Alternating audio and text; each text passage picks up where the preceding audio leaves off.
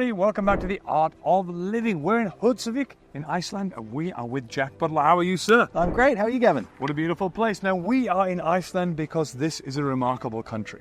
Did you know, Jack, that in Iceland, women and men have equal pay? In fact, it is against the law for a man and a woman to have the same job but have salaries that are different. And it all goes back to the 1970s when there was a women's revolt, when they stopped working. They literally stopped doing their jobs because things were not there. And I think that's a very good thing to do. Absolutely. Now, going back into philosophy, going back in time, was there a philosopher who thought the same?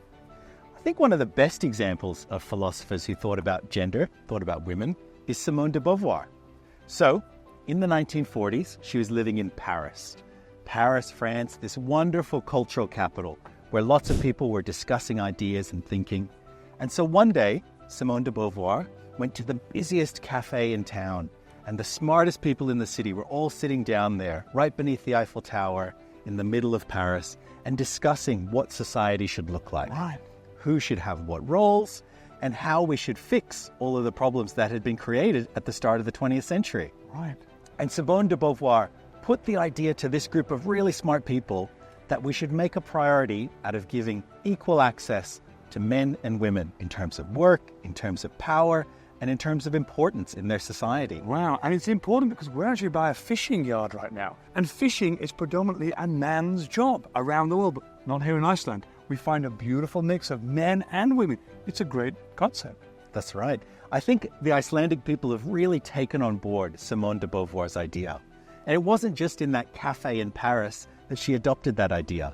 She took it back to some students in her university, in the library in central Paris, and discussed with them what should a society look like that gives men and women equal power. And students played role-playing games and tried to imagine how a society would function where men and women were given equal say.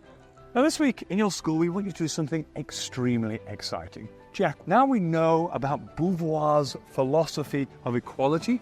What can our students do in their school?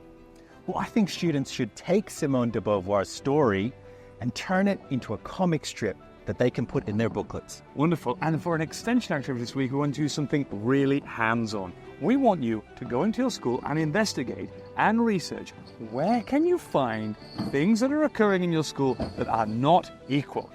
Where can you see that men and women, boys and girls have different privileges, and your objective is to try to make it equal in your school. Let's see if you can follow in the footsteps of the famous Beauvoir. It's been amazing, Jack, to have you here. Thank you so much, Kevin. See you all next time.